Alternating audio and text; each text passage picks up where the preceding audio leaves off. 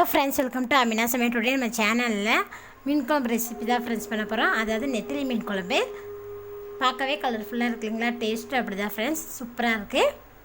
இது வந்து ரைஸு, இட்லி, தோசைக்கெலாம் கூட நீங்கள் செடிஸ் வச்சு சாப்பிட்றதுக்கு ரொம்ப அருமையாக இருக்கும். ரொம்ப சிம்பிளாக டேஸ்ட்டாக மீன் குழம்பு எப்படி செய்யலான்னு வீடியோவில் பார்க்கலாம். வீடியோக்குள்ளே பார்க்கக்கூடிய எங்கள் சேனலில் புதுசாக பார்க்குறவங்க இது வரைக்கும் எங்கள் சேனல் சப்ஸ்கிரைப் பண்ணுங்கள். பக்கத்தில் பெல் ஐக்கன் கிளிக் பண்ணுங்கள். வீடியோவை ஸ்கிப் பண்ணாமல் பாருங்கள். மீன் குழம்பு பண்ணுறதுக்கு ஒரு கடாய் எடுத்துருக்கேன். கடாயில் 4 டேபிள் ஸ்பூன் எண்ணெய் விட்டுக்கலாம். எண்ணெய் நல்லா சூடாகிடுச்சு. இப்போ இதில் 1 டீஸ்பூன் வெந்தயம் சேர்த்திக்கலாம். வெந்தயம் பாருங்கள் பொரிஞ்சிட்ருக்கு. இப்போ இதில் கொஞ்சமாக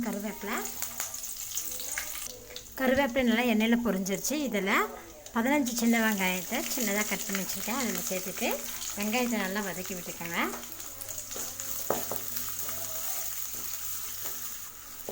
வெங்காயம் பாருங்கள் வதங்கிடுச்சு. இந்த அளவுக்கு வெங்காயத்தை நல்லா வதங்கினதுக்கப்புறம் இதில் 2 பச்சை மிளகா எடுத்திருக்கேன். அது சேர்த்துக்கலாம். பெரிய சைஸாக இருக்காங்காட்டி 2 எடுத்திருக்கேன். இதே நீங்கள் சின்ன சைஸாக இருந்தால் ஒரு 4 எடுத்துக்கோங்க. பச்சை மிளகாய் இது கூட சேர்த்து வதக்கி விட்டுக்கோங்க. பச்சை மிளகா பாருங்கள் நல்லா வதங்கிடுச்சு. இது கூட ஒரு துண்டு இஞ்சி பொடியை கட் பண்ணி வச்சுருக்கேன். அதை இதில் சேர்த்துக்கலாம். சேர்த்துட்டு இதை வதக்கி விட்டுருங்க.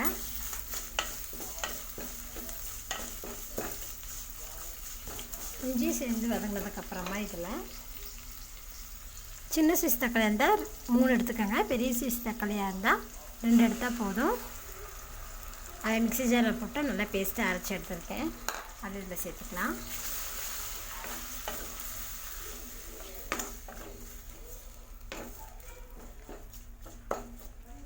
தக்காளி பேஸ்ட்டை நல்லா வதக்கி விட்டுருங்க. தக்காளி வதங்கும் போதே இதில் மசாலா பொடிகளை ஆட் பண்ணிக்கலாம். 2 டேபிள் ஸ்பூன் மல்லித்தூள்,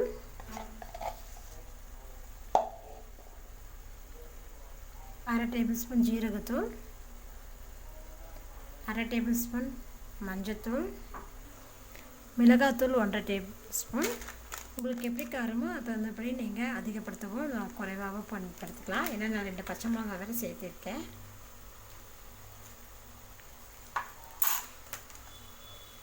மசாலா பொடிகளை போட்டதுமே நல்லா மிக்ஸ் பண்ணி விட்டு வதக்கி விட்டுக்கலாம்.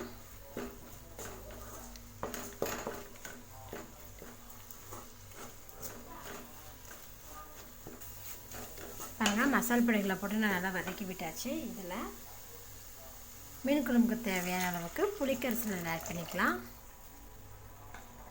இது கூடவே கொஞ்சமாக உப்பு ஆட் பண்ணிக்கோங்க.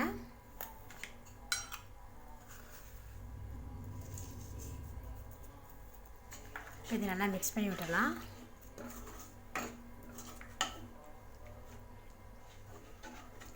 மிக்ஸ் பண்ணி விட்டதுமே லோ ஃப்ளேம்லேயே ஒரு 2 நிமிஷம் இதை நம்ம குக் பண்ணிக்கலாம். 2 நிமிஷம் ஆயிடுச்சு. இப்போ மூடி ஓப்பன் பண்ணி பார்க்கலாம். பார்த்தீங்கன்னா பாருங்கள், புளிக்கரைசல்லாம் சேர்த்து மசாலாவோட நல்லா கொதிச்சிட்ருக்கு. எண்ணெயே தெளிஞ்சு நல்லா மேலே வந்துருக்கு பாருங்கள்.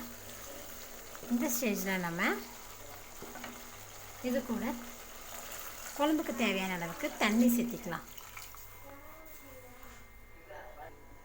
இது கூட குழம்புக்கு தேவையான அளவுக்கு உப்பு சேர்த்திக்கங்க. உப்பு சேர்த்துட்டு இதை நல்லா மிக்ஸ் பண்ணி விடுங்க. மிக்ஸ் பண்ணி விட்டுட்டு ஹை ஃப்ளேமில் வச்சு மூடி போட்டு கொஞ்சம் நேரம் குக் பண்ணிக்கலாம். 5 நிமிஷம் ஆயிடுச்சு. இப்போ மூடி ஓப்பன் பண்ணி பார்க்கலாம். பார்த்திங்கன்னா நல்லா குழம்பு கொதிச்சிட்ருக்கு. இப்போ இதில் 1 டேபிள் ஸ்பூன் தேங்காய் எண்ணெய் விட்டுருக்குங்க. தேங்காய் எண்ணெய் சேர்த்திங்கன்னா குழம்பு நல்லா டேஸ்ட்டாக இருக்குங்க. இது நல்லா மிக்ஸ் பண்ணி விடலாம். மிக்ஸ் பண்ணி விட்டதுமே ஃப்ளேம் வந்து லோ ஃப்ளேம் வச்சுருங்க. வச்சுட்டு பார்த்திங்கன்னா 1/2 கிலோ நெத்திலி மீனை கழுவி கொஞ்சம் மஞ்சத்தூள், மிளகாத்தூள், உப்பு போட்டு மிக்ஸ் பண்ணி வச்சுருக்கேன். அதை இதில் சேர்த்திக்கலாம்.